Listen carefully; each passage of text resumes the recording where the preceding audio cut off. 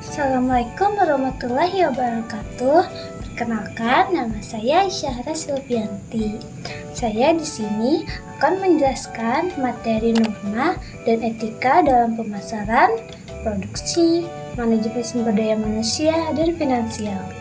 Pembahasan yang pertama yaitu ada pasar dan perlindungan konsumen. Sebelumnya ada yang tahu gak sih apa itu pasar?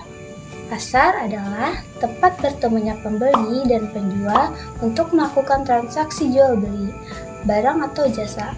Menurut ilmu ekonomi, pasar berkaitan dengan kegiatannya dan bukan tempatnya. Sedangkan pengertian perlindungan konsumen adalah perangkat hukum yang diciptakan untuk melindungi dan terpenuhinya hak konsumen. Sebagai contoh, para penjual diwajibkan menunjukkan tanda harga sebagai tanda pemberitahuan kepada konsumen. Selanjutnya, ada etika iklan. Apa sih etika itu? Menurut KBBI, etika adalah ilmu tentang apa yang baik dan apa yang buruk dan tentang hak dan kewajiban moral. Etika iklan berguna untuk membuat konsumen tertarik. Oleh karena itu, iklan harus dibuat menarik, bahkan kadang dramatis. Ciri-ciri iklan yang beretika baik itu seperti apa ya? Yaitu yang pertama ada etis. Etis adalah yang berkaitan dengan kepantasan. Yang kedua ada estetis. Estetis yaitu yang berkaitan dengan kelayakan. Dan yang terakhir ada artistik yang bernilai seni sehingga mengundang daya tarik khalayak. Sedangkan etika secara umum itu ada 6. Yang pertama itu ada jujur, tidak membuat konten yang tidak sesuai dengan kondisi produk yang diiklankan. Yang kedua, tidak memicu konflik sara. Yang ketiga, tidak mengandung pornografi. Yang keempat, tidak bertentangan dengan norma-norma yang berlaku. Yang kelima, tidak melanggar etika bisnis, contohnya saling menjatuhkan produk tertentu dan sebagainya. Dan yang terakhir adalah tidak plagiat. Selanjutnya ada privasi konsumen, kebebasan konsumen dalam etika.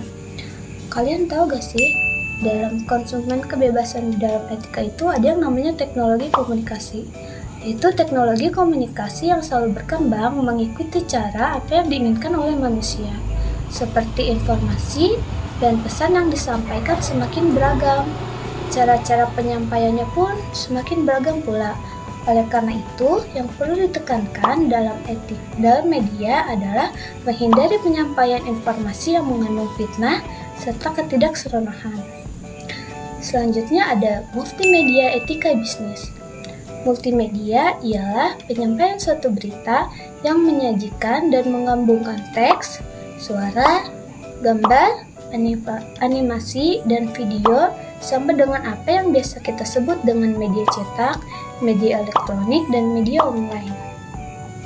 Etika dalam berbisnis, khususnya multimedia, dalam hal ini perlu merumuskan kode etik yang harus disepakati oleh stakeholder, termasuk di dalamnya production house, stasiun TV, radio, penerbit buku, media massa, dan lain-lain.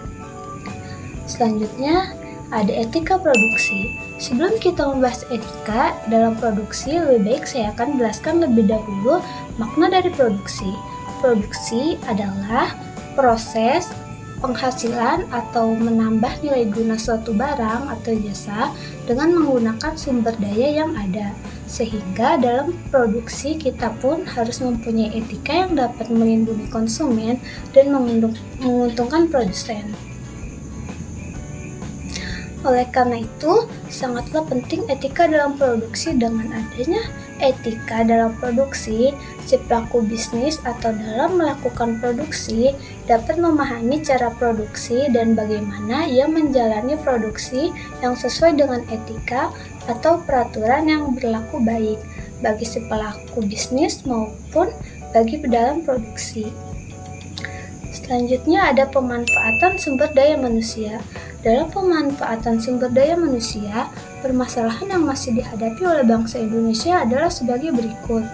Yang pertama, ada kualitas SDM yang sebagai besar masih rendah atau kurang siap memasuki dunia kerja atau dunia usaha. Yang kedua, terbatasnya jumlah lapangan kerja.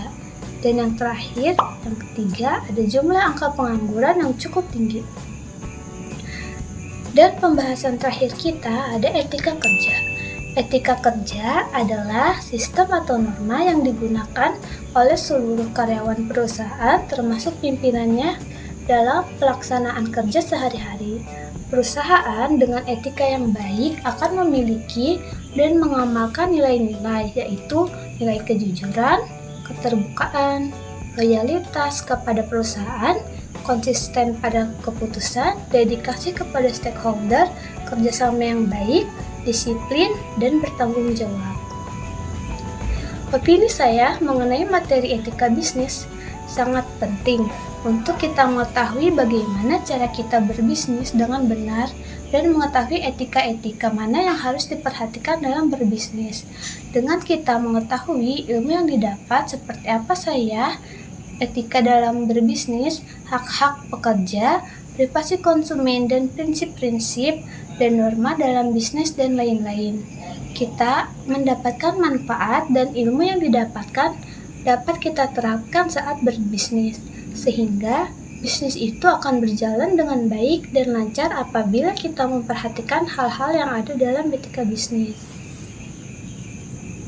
Sekian dari saya. Assalamualaikum warahmatullahi wabarakatuh. Sampai jumpa lagi teman-teman.